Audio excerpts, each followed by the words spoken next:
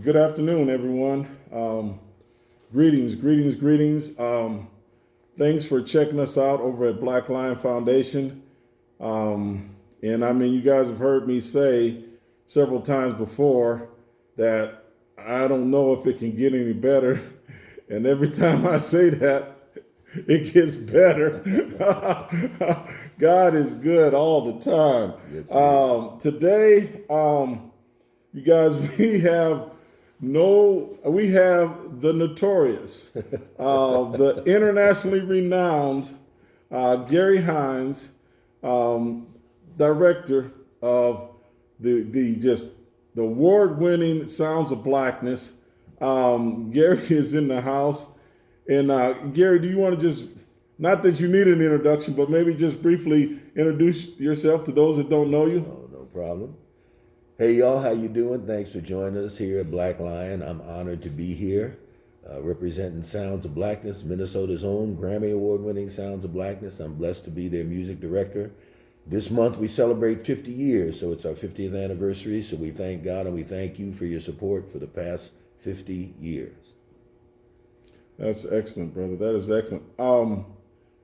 I just got to get this plug in. I'm sorry. I'm sorry, but we got Minneapolis Central in the house. Central in the house, that's right. So I'm a Central graduate, That's and right. Gary's a Central graduate also. I was there actually. Gary was there before Prince, and I was there with Prince. Gary, tell us a little bit about maybe your relationship and history with some of those guys in the Minneapolis music scene, like Prince and Jimmy Jam, Terry Lewis, because I know you're closely connected with them. Yeah. And even, if you get a chance, go into some of that real serious Minnesota music history. No problem, brother.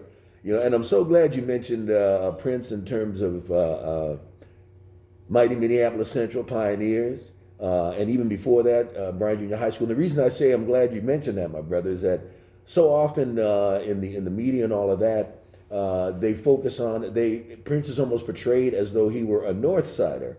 Now he spent a lot of time over north with Andre and them and in the basement. We all know the story, kind of thing. So that's definitely a true story.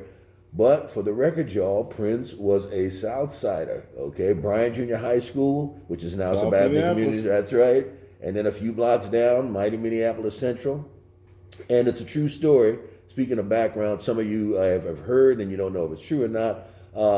Yeah, he was quite the basketball player. Prince could hoop. Okay, I mean, to even be able to make the team at Bryant or Central, you had to be able to hoop. And he not only made the team, but starred on both of them. So in addition to his musicianship, his love of sports and particularly basketball, that's not just the stuff of folklore. That's the real thing. So blessed to have a relationship that went back with him. Rest his soul. It still sounds weird to say that, brother. Yes, it does. That goes back to the 70s. So we were friends and brothers.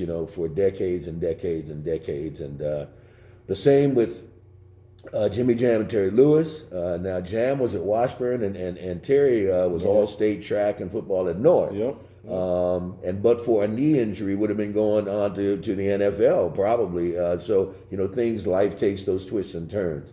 But shout out to all three. The memory of Prince and the legacy. Because the flight time legacy certainly emanated from him, as Jam and Lewis say all the time. And then Sounds of Blackness. We're blessed to be thrust onto the world stage through Jimmy Jam, Terry Lewis, and Flight Time Productions and Perspective Records, right out of here in Minneapolis. When most of us refer to Gary Hines and Sounds of Blackness, and we'll say something general like the award-winning Sounds of Blackness because there's so many. And then most of us don't have a mental encyclopedia just to roll through all of them. But can you just give us maybe just a Cliff Note version of some of the many, many awards that you guys have earned? Oh, thank you, brother. Yes, I'm happy to do that. And then I'm going to put a cap on the end of it after we share that with you. But Sounds of Blackness have been blessed to win several Stellar Awards. We've been blessed with an Emmy nomination for a song that we did for the United Nations. We blessed to win the International Time for Peace Award awesome. years ago, and we were in some esteemed categories. Steven Spielberg, I forget who else was there, but it was amazing. We've been blessed with Soul Train Awards, and shout out to the memory of our good friend, the late great Don Cornelius, Dapper Don, as I would always call him. Loved Sounds of Blackness, was a great supporter. And then, of course, we've been blessed with 3 Grammys over the years. But I told you I was going to put a cap on that. And the cap is this, my brother. We, like I say, we're blessed with Sounds of Blackness, are honored by those accolades, and we treasure those awards, so we, like you say, we keep it real here. But what I want to share with you is what you shared with me off camera about how Sounds of Blackness music motivates you.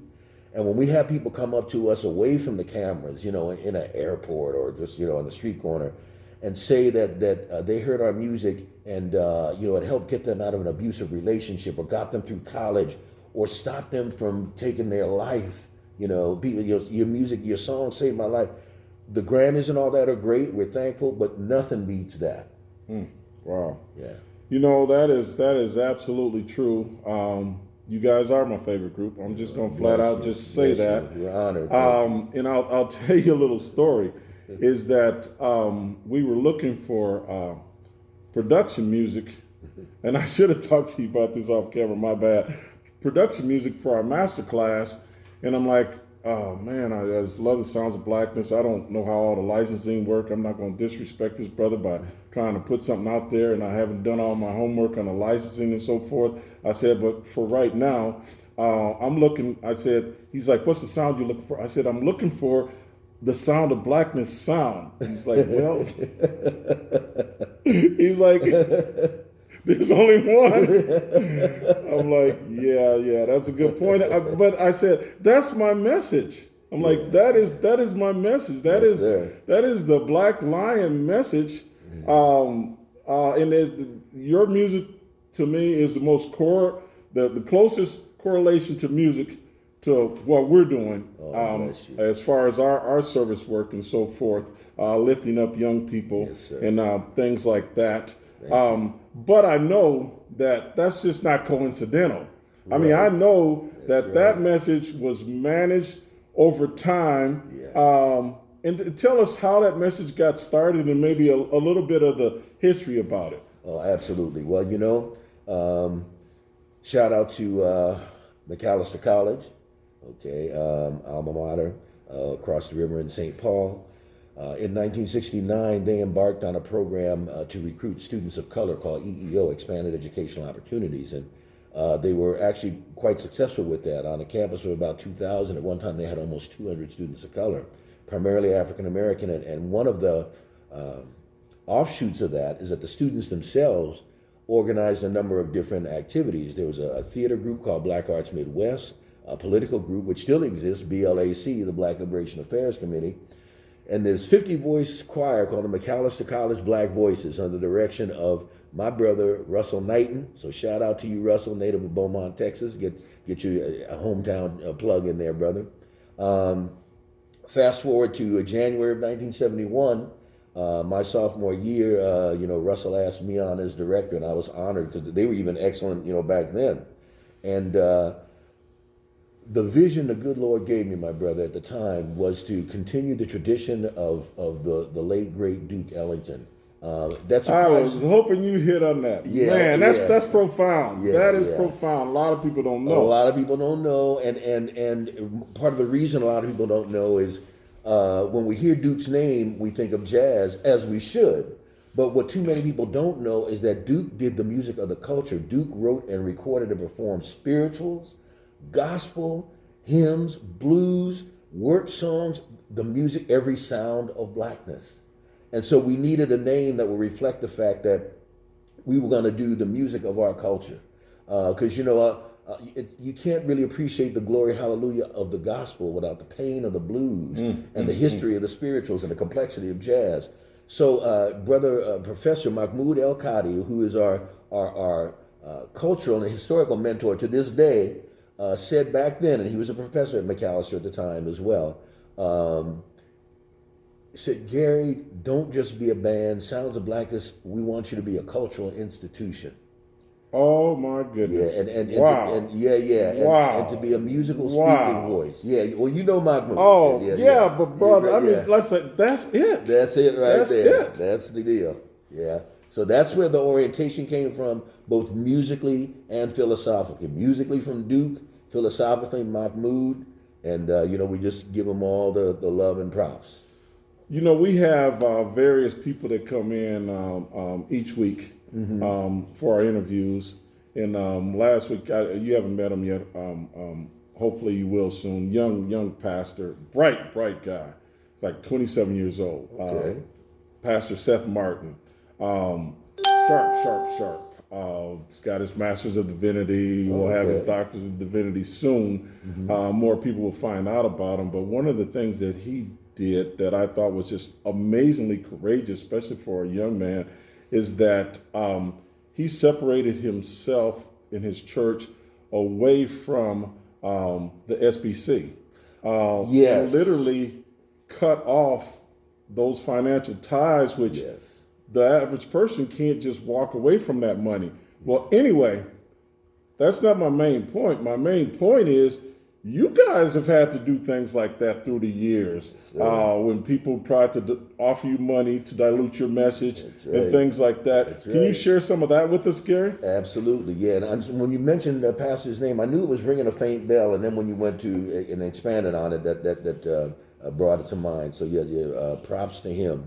But in terms of your question, my brother, early on in Sounds of Blackness years, we actually got interest from some major labels at the time, but they came with some unacceptable conditions. If we would just do one style of music, because they didn't know how to market jazz, blues, gospel, R&B, spirituals all at once. So we just do R&B or just do gospel. No, we can't call ourselves the Sounds of Blackness and do that. And then there was one label that wanted us to, loved our music and message, but wanted us to change our name. Could you be the Sounds of Music? Oh man! Oh. Well, that's not going to happen. I was telling our current group just the other day, when our name occasionally is an issue for some people, our name will never change. Okay, not then and not now. Man, that's wow. Yes, sir. Real dude here, y'all. So now y'all see why I was so excited to have him in the studio. I mean, this is a real cat here. I mean, because it's easy just to talk, but when you back that up by walking the walk, it's a wonderful message. I'll tell you, a lot of our young people, wake up each day and they just feel the weight of the world, leaning on them. Right. And I grew up South Minneapolis. You did too. I actually love my beautiful little Hugh. Yes, sir. And yours too. And I was just a regular little cat running around here. And I know you were too. Obviously, sometimes people don't think about it now because they're thinking the great Gary Hines, which is true, the great Gary Hines. But you were not always the great Gary Hines. So, Gary, just give us a little bit about your, story growing up and so forth. Oh, absolutely, brother. Well, I appreciate the love, but I always say I am JAB, just another brother. But I'm a proud native of Yonkers, New York. Shout out to Yonkers and our family. My mom, the late great Doris Hines, a great singer in her own right, internationally renowned, and she was booked here in the Twin Cities and fell in love with the Twin Cities and moved us here, and that was like early to mid 60s. So the history, the New York foundation is always present in my music, in my life, in my perspective. And gave a unique perspective, when we moved here to Minneapolis, because at the time moving to Minneapolis from New York was like moving to another planet, and it really was. But we have been here for years, and just again, coming up through Bryan Junior High School and Minneapolis Central, Sabathani Community Center, Sabathani Church, which should have been designated as a historical landmark site instead of not being done. The Cato's and Elks and Sabathanites Drum Corps, so that's me. I'm originally a drummer, and always, about the street and about the people and about the grassroots and about the movement. And like I say, people like, starting at home, with mom, not only musically, but in terms of Black history and knowing who we are, being proud of who we are, and then being perpetuated and encouraged by people like, of course, Mahmoud El-Khadi and Brother Bill English and the late, great Harry Davis. There's so many more, Reverend Stanley King. It goes on and on. So those are all players, factors in my life, especially here in the Twin Cities. Just being, like they call me back in the day, my hood nickname was Boo. Everybody, you talk to, Kevin Whitlock and the fellas back in the day to say, oh, Boo, yeah, I know Boo. Now that's before it became in vogue like it is now. So I had that name first.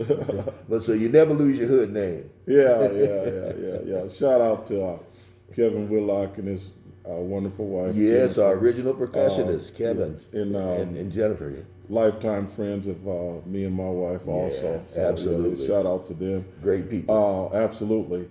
So anyway, Minneapolis didn't just start with Prince and the time and things like that. I mean, I know, like, for example, Jimmy Jam's dad has got a amazing music history. Cornbread Harris. A lot of people don't know that. Yeah. Can you tell us a little bit about some of the deeper Minneapolis music history? I'm so glad. Great question, my brother, and great timing of the question, just in terms of a segue, because when the Hines family moved here to the Twin Cities from Yonkers, New York, one of the first things we noticed, of course, that the Black population was very small but very vibrant, especially musically. And not only in blues, jazz, gospel, R&B. I tell folks all the time that there were R&B groups at the time that would have rivaled any of the Motown groups. Showtime Part 1 and 2, Philadelphia Story, Midwest Express. It just goes on and on with that. And then when you mention blues, Cornbread Harris, it goes on and on and on. In the jazz realm, not only my mom, the great Doris Hines, but Roberta Davis, Tom Tipton, Dickie Mays. I mean, there's just and then of course Irv Williams. I mean, just there's too many names to mention. So small Black community, but very vibrant and active Black community, especially musically.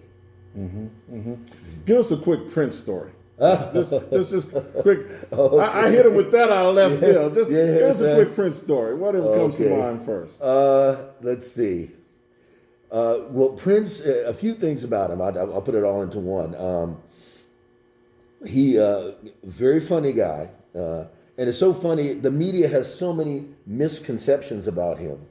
One, very Afrocentric. Now, Prince loved all people, but Prince would tell you in a New York Minute, speaking of New York, that he had a special love and concern for his people, for our people. Okay, unapologetically. And you almost never would hear that in the media, but we both know that that's the case. He also, in terms of quirks and whatever kind of thing, would call at like 2 or 3 in the morning like it was the middle of the day. So when the phone would ring at that time, it's like, okay, somebody's either sick or dead or it's Prince, right? So fortunately, usually be Prince. The other of his many quirks is, here I've been knowing the brother like, 40 years kind of thing, right? But he would 9 times out of 10 call you by both of your names.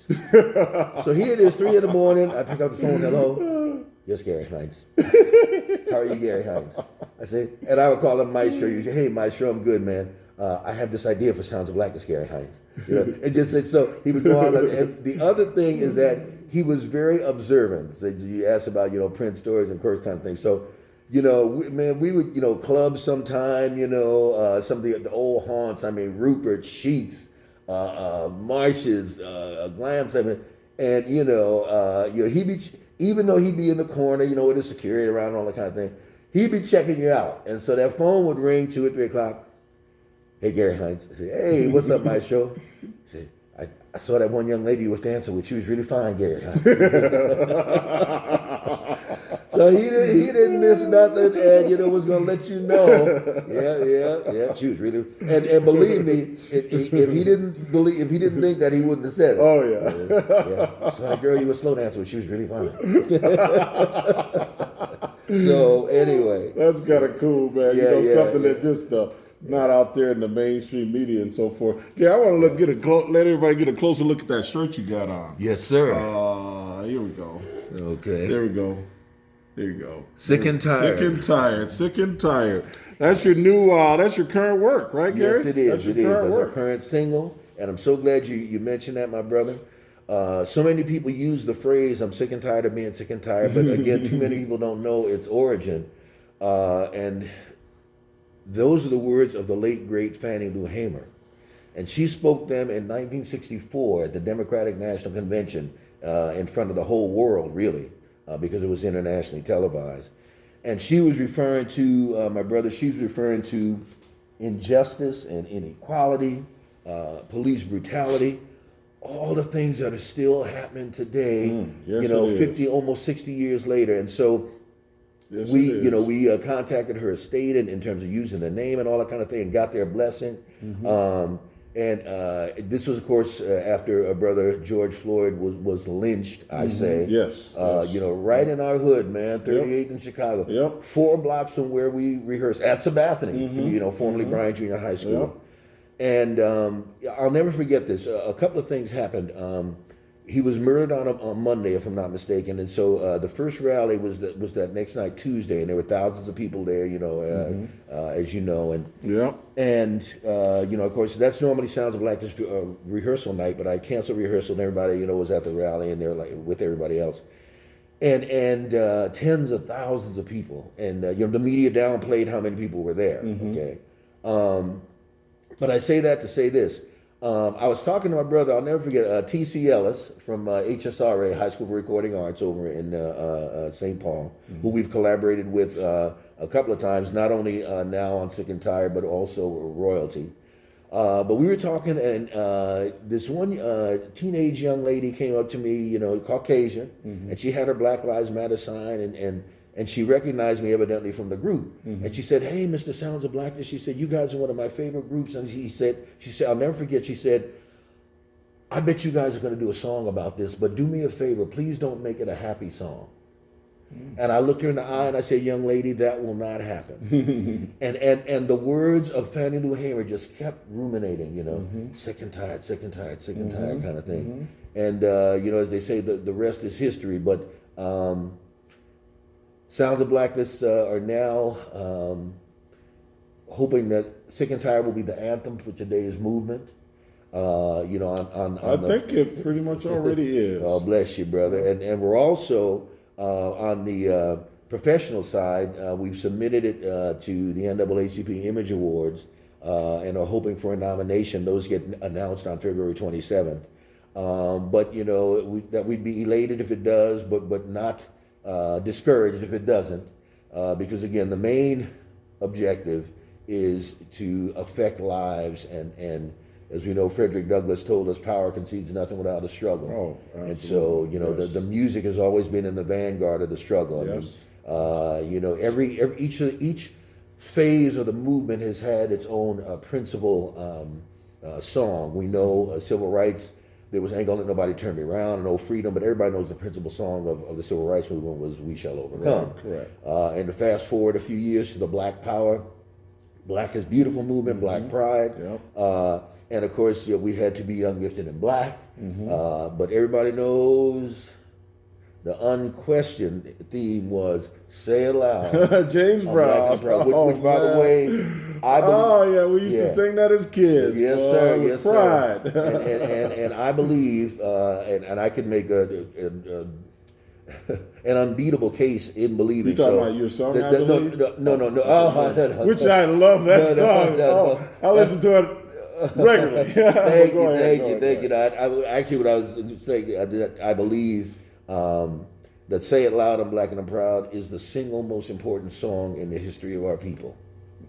You know, That's profound. Yeah. I mean, to me, I feel it's, that. Yeah, I feel that. because you know, color is so much a part of the fabric of the remnants of the slave experience, 4 centuries here in this country, and sometimes we would get in a fight. More so, get used to be called nigger, you know, but we would get in a fight if someone called us a black nigger, you know, or a black, Isn't that something? or a black nappy head African. Yeah. Okay. So black was so Spit the that whole history, color, brother. Spit that history. Sir. So it's like when James Brown said, not only say it, but say it loud. Okay, in your face.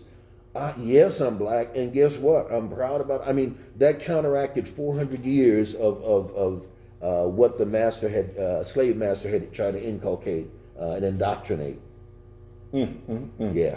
You know, I have this thing, this inspiration, as far as things that I try to live by, where they say, live your life as you're writing your obituary. And I think about that every day, and I try my best to hold up to those standards. And brother, I hope you live for 50 more years. Oh, you know, I brother. really do. I hope you live for 50 more years.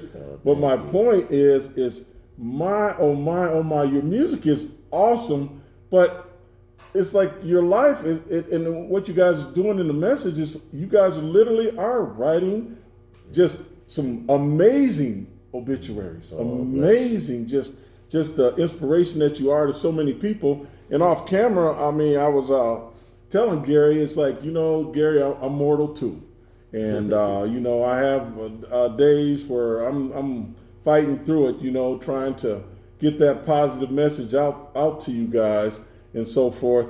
And I say the thing that gets me going a lot of times is them and their music, you know, the inspiration of it.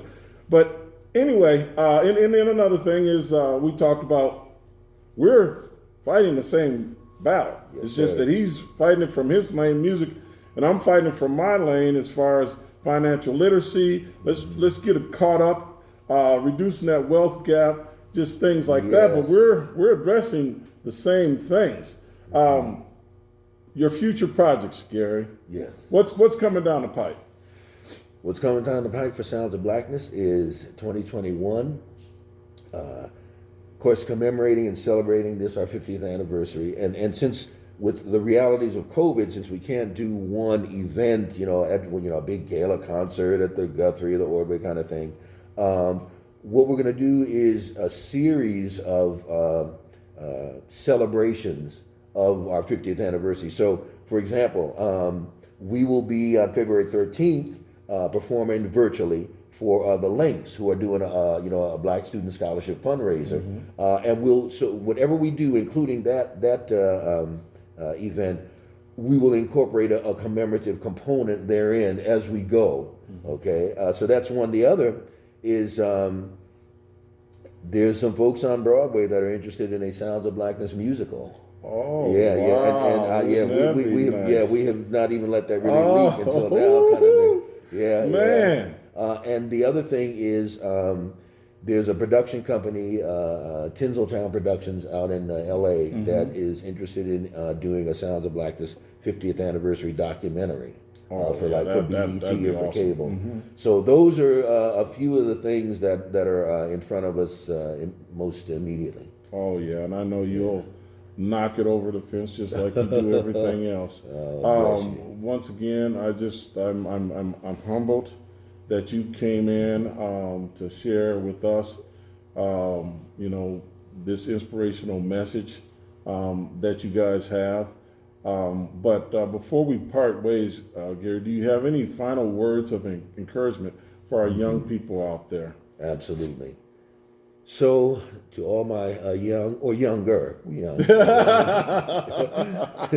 to all our younger brothers and sisters, first of all, be encouraged even in these times of negativity.